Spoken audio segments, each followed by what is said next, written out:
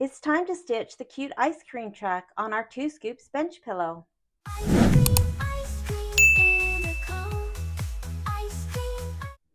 The ice cream truck is on page 34. I have all of the fabrics backed with fusible interfacing, and I have the batting. This ice cream truck takes several items from the embellishment kit. Now, the window on the truck is supposed to use this iron-on vinyl. It was the same iron-on vinyl that I was going to originally use for the milkshake glasses, and I didn't really like the look as much as I liked the actual clear vinyl that is not an iron-on. So I am not going to be using this. However, this did come in my embellishment kit. I am going to use a piece of just regular clear vinyl. It's the same vinyl I used for the milkshake glasses, and this will be for the window. And then I will also be using the gingerbread felt and 2 pieces of embroidery leather, a pink and a white for the truck. And I am going to use my ScanNCut to cut the pieces for the truck. So let's do that first, and let's see how we can cut this leather and how our ScanNCut does with that. So let's get the files prepared, and then we can prepare the fabrics and get these cut. For the fabrics that I'm going to cut with my ScanNCut, I will back with a double-sided adhesive. I will be using the light Steam-A-Seam 2. You could use Heat and Bond Light as well. And this is just a sticky iron-on double-sided adhesive. And so I'm going to show how to use that. I will put this on the back of my fabrics. I am not going to put them on the backs of my leather. When I cut these out and put these on the block to stitch, I think for these I'm just going to use something like a glue stick or the glue based, and then cover this with a pressing cloth and iron. But I'm not really sure about using the double-sided adhesive on the back of the whole piece of leather. It probably would be fine, but I have never done that, so I am not going to put it on these 2 pieces. Now, also, I am going to be doing these in 2 separate files. I will bring in the files for the fabric pieces in the ScanNCut and save it, and then do the same for the 2 pieces of leather. And that's because when the ScanNCut is testing, these are 2 very different thicknesses, and so I just want to cut them separate so that the machine will test the fabric and know, how to cut the fabric, and then test the leather because it's thicker, and we'll cut that. And so I am going to separate those into 2 separate files. So that's our first step. So let's get to the computer and work on getting these files set up. I have opened Canvas workspace.brother.com, and I will select my projects, and then I'm going to select New. Now I need to bring in the files to cut the ice cream truck, and so I will select this SVG icon at the top and choose File, and then I need to navigate to where I have those files. I have a folder on my desktop called Embroidery, and that's just for easy access. So I will navigate to my Kimberbell files, and then to the 2 scoops bench pillow file, and then to the folder that have all the SVG files. And so when I open that, all of these files are available to cut with your ScanNCut. And so if you notice, there are actually several parts to the ice cream truck. So there is a part A and a part B, and then down at the bottom there's a file called 6x10 truck. So the part A and part B are, if you only have a 5x7 hoop as your largest hoop, they have these separated into 2 parts, and I'm not really sure why on the SVGs, because I would think that they would be the exact same size, and your ScanNCut, can cut a larger area. And so I'm not really sure why there's a part A and part B for the truck. However, I am going to just choose the one file, the 6x10 truck, that has all of the pieces together. So I will double click, and then that puts this file ready to be put onto my ScanNCut mat. So I will select OK. And so you can see that there are 5 pieces that will be cut with the ScanNCut. Now, the cab and the large box portion of the truck are going to be our embroidery leather. So the first thing I'm going to do is just delete those 2 pieces, because I'm going to do that as a different file. And again, that's because I want to cut the fabric.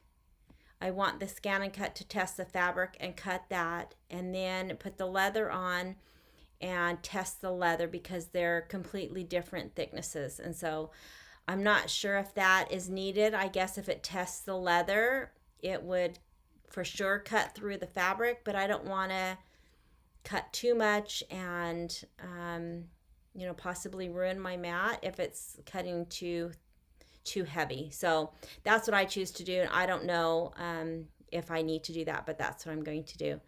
So I am just going to save this file with these pieces for the fabric. I will come, first I'm going to save it just so it's on my projects when I open up my Canvas workspace. So I will first save this, and it says saving is complete. And then I am going to download this, and I can either download to my computer, I can hook my computer up with a cable to the ScanNCut, I can save this to my computer and add it to a USB and take the USB to my ScanNCut. I like to just transfer it right to the ScanNCut. So I have my machine on, and I am just going to transfer it right to my machine. So now it says the ScanNCut transfer is ready. So let's go prepare our fabric, and then we can get these pieces cut out, and then I'll come back and we'll do the pieces for the leather.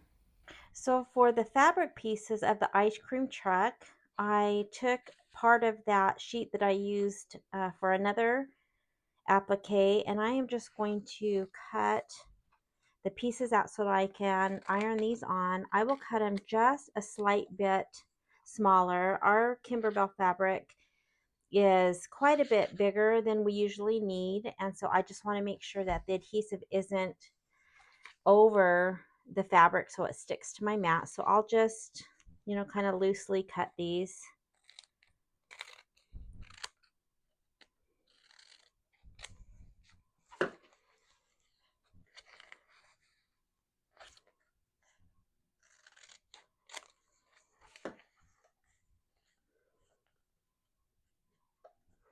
And then with this little piece, even though it's quite small, I'm just going to save that. I may have an applique some point that's, super little, and that would be perfect for it. So I will just keep that in my stash. So now I will make sure that there are no threads on the back, because I don't want that trapped in between the adhesive and the fabric. And I will just peel one side off. It doesn't matter which side, whichever side comes off easiest. And I will just put this on the back. And then I will just iron for about 15 to 20 seconds to get that adhered. Now I do want this adhered well, so that when I put this on my ScanNCut, that the paper and the adhesive doesn't separate from the fabric. So I need to make sure to have that well adhered. One more. Make sure there's nothing on the back. And I do have the interfacing on the back, and then adding this third layer. So now I can just press for about 15 to 20 seconds.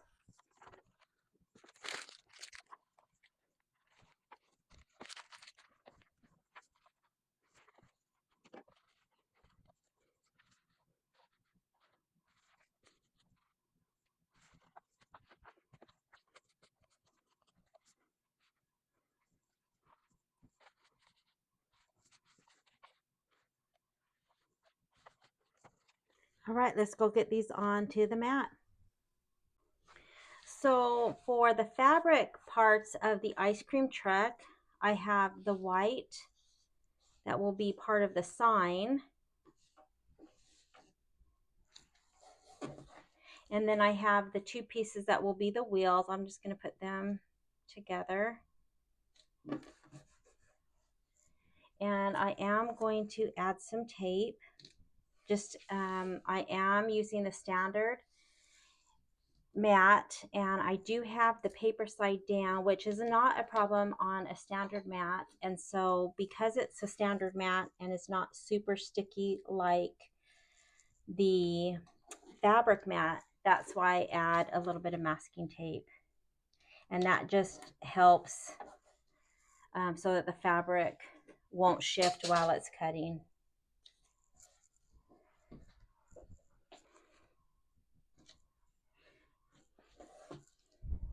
Now sometimes when I have white or really light fabric, I will take a Sharpie and kind of mark the corners so that I know where the edge of the fabric is. But I have the tape, and that will kind of designate, you know, the edges of my fabric. So I think I'm okay with that. So the first thing I need to do is load my mat.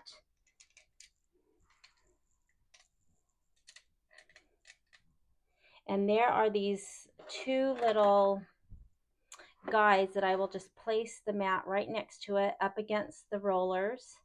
And then I'm going to hit the grid to load the mat, and it will just load it a couple of inches and get it ready to scan.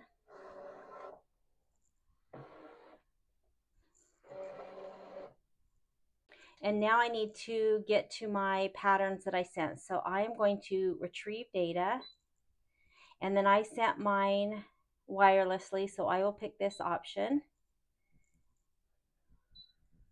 And it brings up those three little pieces. So before I start adding this to the fabric and cutting this, I need to make some changes to those three pieces. With Kimberbell, I enlarged the applique pieces just slightly. They seem to fit better when I'm stitching the block out. So I will come to Edit, Object Edit, and to this first little icon with the square with the arrow. And this first little wheel is selected with that little red box. So I am just going to click the plus to enlarge it 2 times. Then I need to choose the next little wheel and click to increase 2. And then finally the larger window for the truck and click 2 times to enlarge. And it's just, again, a tiny amount that just seems to work better. So once that's done, I will select OK, OK again, and OK one more time. And now I need to scan the mat so that we know where to put these in relation to the fabric on our mat. So I will choose this middle icon and hit start, and it is going to scan the entire mat.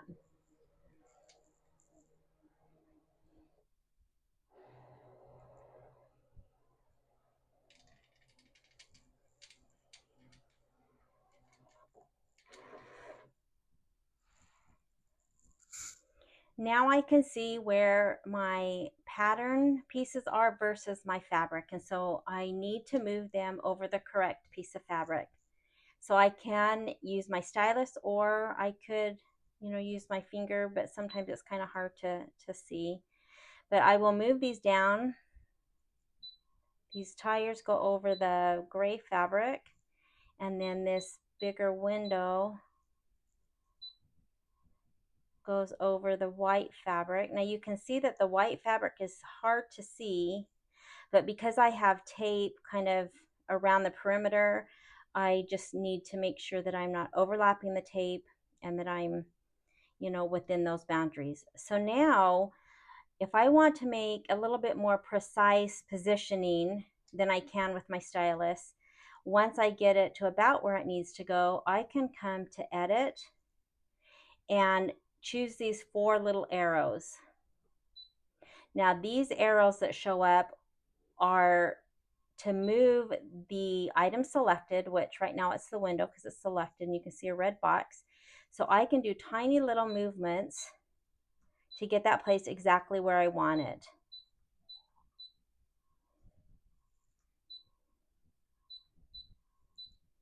And if I needed to move this, I could check that or select that. And then if I wanted to move it up a little bit. And once I'm happy with where the placement is, I will select OK. And OK again. And then OK one more time. So now that everything's ready to go, I need to tell the machine what to do. So I will select, and I'm going to be cutting. And I will hit start. And so I have my rotary blade in, and when I hit start, the rotary blade is going to test the thickness of the mat, and then it's going to move to the material and test the thickness of the material. So that's how it gauges how thick to cut and how much pressure on the blade to use. So I will hit start.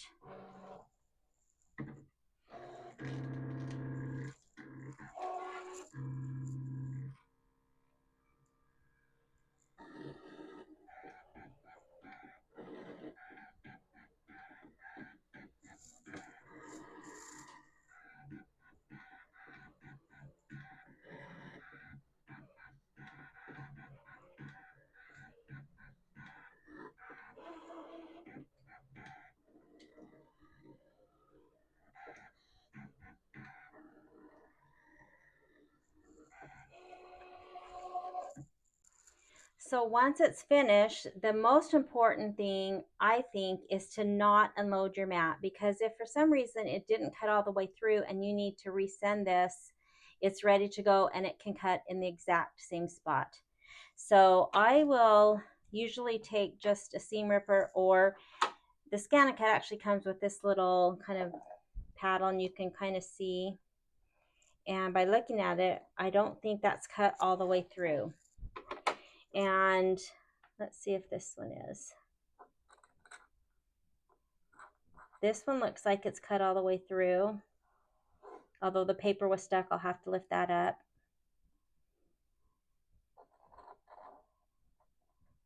And it does look like it cut all this.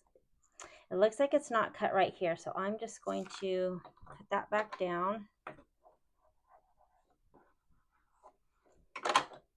And check this. And I can see that a lot of it's cut, but there's a piece right here that's not. So I'm not going to try any more of that. And so I'm going to send it through, and that's exactly why you don't unload the mat, because now it will cut in the exact same spot. So to do that, I just need, it says it's finished, so I will select OK. So we haven't moved anything. I do need to go back to select and cut, choose cut again, and then I will start it. Now I do want to note that the ScanNCut can cut, I believe it's up to like 3 millimeters, but it doesn't mean that it can cut that deep in one pass. And so sometimes if there's thicker items, and we'll find this out when we do our embroidery leather, you may have to do it multiple times to get that to cut all the way through. And this is pretty thick. We have the fabric, the interfacing, and the steam seam plus the paper. And so let's send this through again and see how it does. So I will just hit start and it will just recut. Now by looking at this, I think it's hard to tell on the white, but looking at this piece, I can tell that it cut, better. So I'm just going to use my little seam ripper, and it cut. And so there's the paper on the back, so I'm going to leave that. And then the same with this one. This one had already been cut. Make sure that the paper, that looks great. And again, I have not unloaded my mat, so let's see this. It's hard to tell by looking. So I can either pull that up or I can just peel this back, and it looks like it cut great this time. And so I can scrape this to get the paper and peel that right off. And then the paper's still on the back. So that looks good. I have the fabric and the two little wheels. And this is one of the reasons why I wanted to cut the fabric and the leather completely separate. All right, so I'm going to clean this mat up and I'm going to place the leather and we will see how the leather cuts. So I'm back to the canvas workspace.brother.com and I need to bring in this same file. I could just overwrite this and then when I save it, it will save the new file, but I'm going to keep them separate. So I am going to come up to this icon, which is a new project, and it will open a new page. And then I will go to the SVG icon. I will go to choose file and I will navigate back to the SVG files. I will open that same exact file, the 6x10 truck, select OK, and it will put all 5 pieces again. So now this time I want to select those several pieces that I already saved and delete those, and I am just going to keep the cab and the box portion of the truck that will be cut in leather. So now that's all I need to do. I will be able to move these around when I put my leather on my mat and scan it in. So I'm just going to leave them where they are right now. I will first save this. You don't have to save, however, if you don't think you're going to use this again, you can just download and not save it. And then if you were to use or want to use this file again, you would just need to bring it back in. I'm going to go ahead and save it. So now I'm going to go to download. And again, I can download to the PC or to a USB. I am going to go ahead and transfer it right to my machine. So I will select that and it says that it's ready. So now I am going to go ahead and go put the leather on my mat. Again, I'm not putting anything, any type of adhesive on the back of the leather pieces. I think that might be okay, but I am not going to do that in this case. So let's get our fabric ready to go and we'll see how the leather cuts with the ScanNCut. So I put the leather on and I'm just going to use the sprayer to help adhere it to the mat. And remember, there's nothing on the back of this. And I am going to just put some tape, again, because I'm using the standard mat. I just like to tape things down so that this doesn't shift. I think I'll put one right here.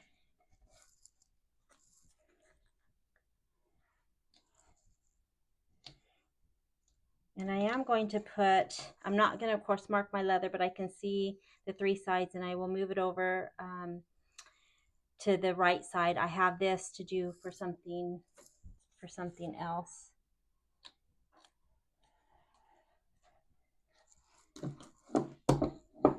All right, so let's get this loaded. So the first thing I'm going to do is line it up next to these little guides against the roller and hit this grid on the side, and that will just scan it in a couple inches and get it ready to scan completely. So this is a file that I just cut with the fabric, so I am going to go back and then I'm going to hit this home button. It's asking me if I want to delete the patterns because I just cut those out of the fabric, and so that's okay. And now I need to go to retrieve data to the cloud because I sent the other file with the cab and the box part of the truck.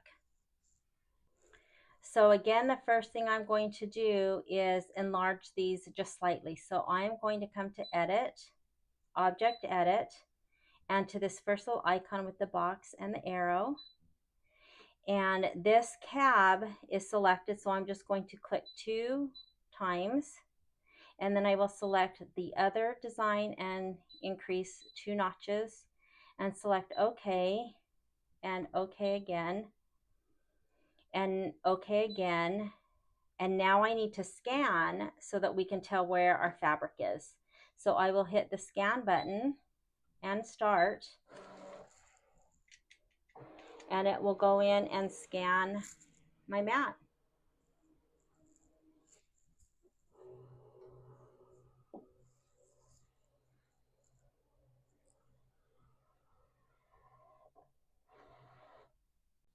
Now I can take my little pieces and drag them to the correct material. Now the cab is white, so it's going to go down here, and I'm going to put it kind of all the way to the left. I do have a piece of tape. I'm sorry, I'm putting it all the way to the right. I do have a piece of tape right here, but you can't see it, but it's on my mat. And then the box part of the truck is the pink. And so I will center that. Now again, normally I try to save as much as I can with my embellishments, but you can see that there would be so little that it's not worth trying to save any. So I have those where I want. Now, if I needed more precise movements, again, I would go to edit and these 4 little arrows, and then I could use this arrow to move things up or down or left or right to get it just exactly where I want. But it's good the way I put it, so I will select OK. And OK. And now, OK, one more time. And now I need to select what I want the machine to do. So I will select, and we want it to cut. And then it's going to start, and again, it will test the mat and then test the fabric. And this, I'm sure, will have to be cut more than once in order to cut the full thickness of this leather. So let's see how this goes.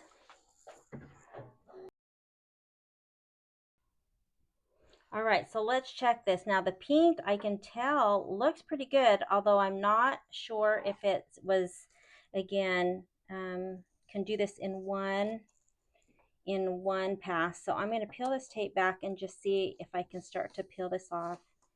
And wow, I think it did. I think it did it in one pass. So let me, again, the most important thing is not to unload the mat. And this, you know, surprised me. I had to cut that fabric. Of course, I had 3 layers. That cut really good. All right, so let's see the white. It's hard to tell. I can see some of it, so I am going to peel this tape back and see if I can just peel. Wow. Okay, I'm really pleasantly surprised. Maybe the leather isn't as thick as I thought. That cut great. This cut great. All right. So now we have all the pieces for the truck. So let's go start stitching this out. I will go to Embroidery and to my USB, and I did not combine these files in software, so I will bring in the quilting. I need food 4, block by block, and this uses the 6 by 10 size. I will hit set, add, and go back to my USB and to the embroidery files folder and find the truck. Now, if your largest hoop is a 5 by 7, there will be 2 hoopings, and you will pick the truck front, and then they have a second design that is the truck back. If you have a larger hoop, I am using my 7 by 12, I will pick the file that has the entire truck. And I will hit set. And then I'm going to hit embroidery and go to layout and move. I am just going to bump it down. It won't be by much, but I do have my strip of muslin coming to the top or the back of my hoop. And so I will just bump this down to save some of that muslin. I will select OK. And then I always like to go to the minus plus needle so that I can skip the steps that I don't run. So the first step will be the placement of the batting. I will place my batting and my fabric. Then I will come back and skip a few steps.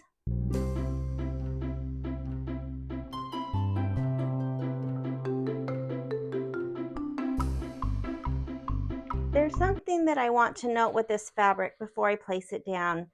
They had the fabric cut to 15 by 8.5. This block will be as wide as the 2 bowls of ice cream block, which is a trim size of 10.5 inches wide. And so I'm not sure why they had this piece of fabric cut to 15 inches. The bowls of ice cream were only cut to 12 inches. And you can see if I have an inch or so below the batting, you can see here's the top of my batting, how much fabric. There's got to be 3 inches. So I'm not sure why this was cut so large. I am going to go ahead when I place this fabric and just do about an inch or so. And then I'll have that extra piece at the top that I'll just put in my stash instead of centering this block and just having a couple of inches that I might not be able to use. So that's how I'm going to place my fabric. After placing my fabric, I am going to skip a few steps. So the next step is the tack down of the batting. My batting is cut exactly to the correct size, so I am going to use my down arrow to skip. And the next step is the placement for the fabric. That's just 1/4 of an inch outside of the batting, and our fabric's much larger, so I will also skip that. I will run the tack down of the fabric and then the background quilting.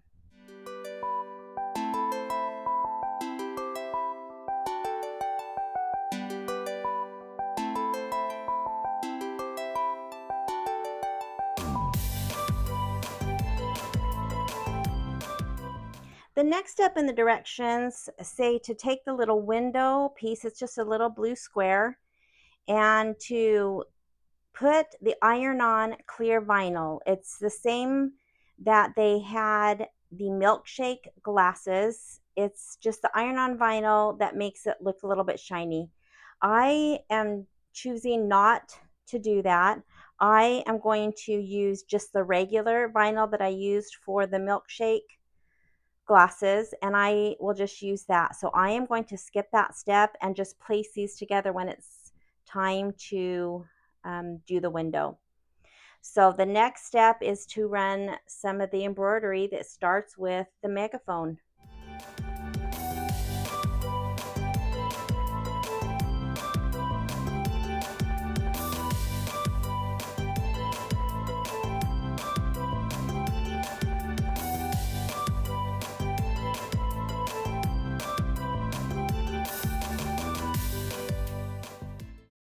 So I just ran the placement for the back of the truck, and that is with our pink glitter that I cut with the ScanNCut. And I am going to use the glue, baste it, and tack this down with my iron. So I'm just going to put a little bit, not a whole lot, just enough that would stick this down so that it doesn't shift when I'm stitching out. And I will just place it as evenly as I can. It's a little bit bigger, but I am, again, I think going to run this placement, or I think I'm going to run the tack down, even though I probably don't need to. This has a pretty thick satin outline. So I'm just going to press this to get that glue to dry, and then I will run the tack down. And I think I'm going to run the tack down because it's not ready to do the satin stitching yet, and so it's going to be putting on several different applique pieces. And so even though I'm glue basting it, I still think I'm going to go ahead and tack it down.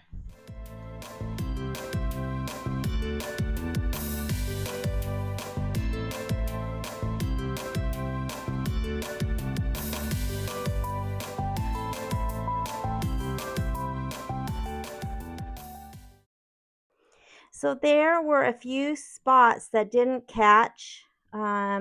This one was just to the outside of the leather. There was a few spots here that I think just pulled through because they were super close, but as long as the majority is tacked down, that's good.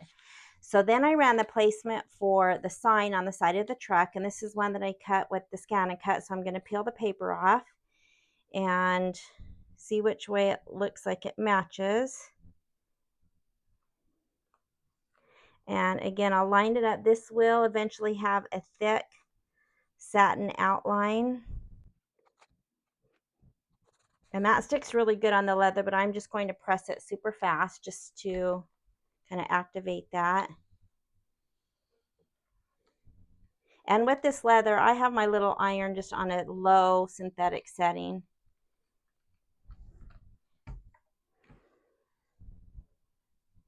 So now I think I am going to go ahead and run the tack down on this as well.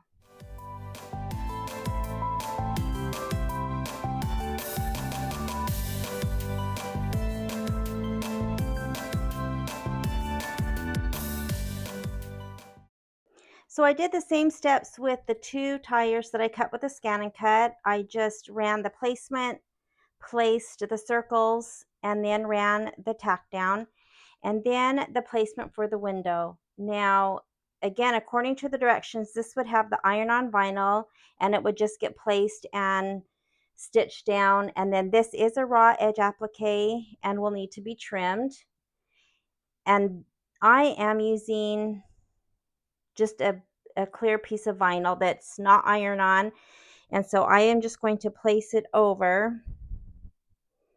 And I am going to tape that down since that's slippery, and then I will just trim both of those.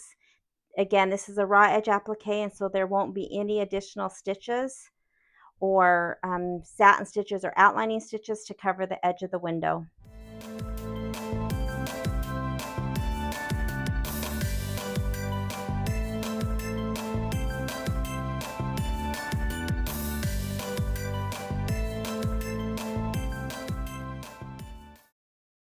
The next step is stitching the cone placement line on the sign. Then I will place the felt and run the decorative stitching and tack down, and then this will also be a raw edge applique, and I will trim the felt.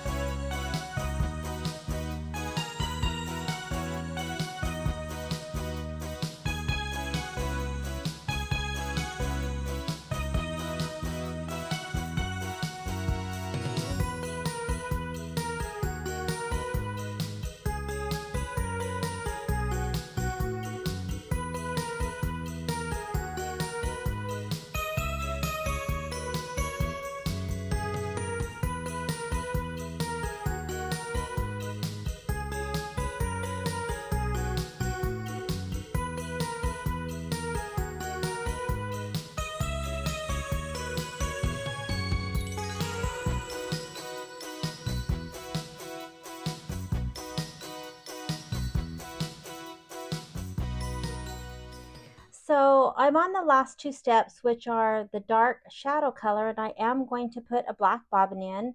And I want to note a few things.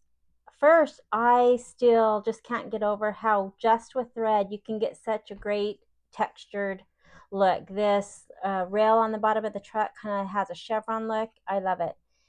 And the second thing I wanted to note is how this leather doesn't look as smooth as I wish it did. The pink is okay. I kind of wish that even though this is leather, that I would have backed this with interfacing. And that's kind of why I back all of my fabrics 99.9% of the time, unless there's a specific reason that you shouldn't. And that's to get rid of this kind of bumpy look. The interfacing helps to smooth the appliques out. And so if, if I were to do this block again, which this truck is super cute, it's one of my favorite blocks, I think I would try backing the leather with an interfacing to kind of smooth it out. But other than that, I really love it. So there's just a couple more steps. So let's finish this truck.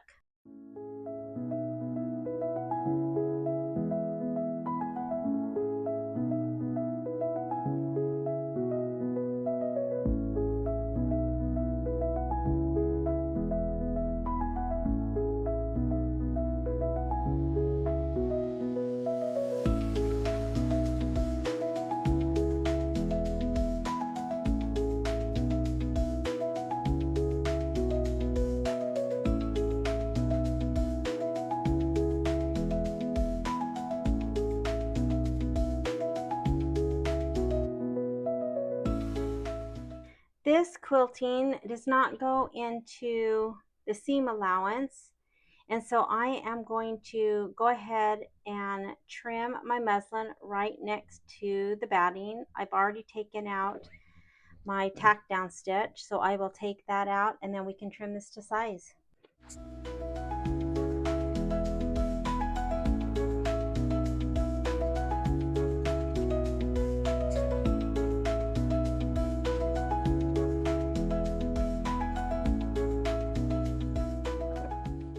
So you can see how much extra fabric there is, and so again, I think that was a mistake on the cutting instructions. So I have the largest pop ruler, and that will be the width of the block, so I will just center it to the batting, and then I will trim the sides.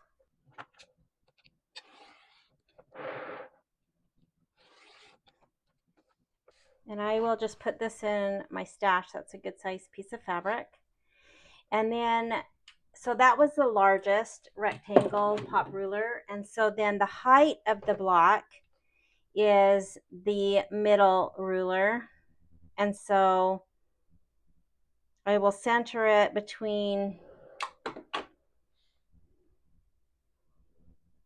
the batting. And I'm going to line this bottom outside since we just cut this straight. It's not going to cut all the way through, and I'm going to have to finish those cuts. But if I line this up with what I just cut, and then center the batting, again, just, I don't measure, just the best that I can.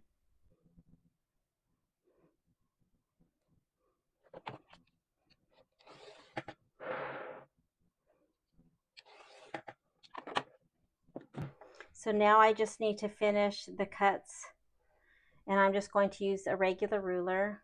Actually, I could just use this pop ruler. I will just line it up along this cut edge.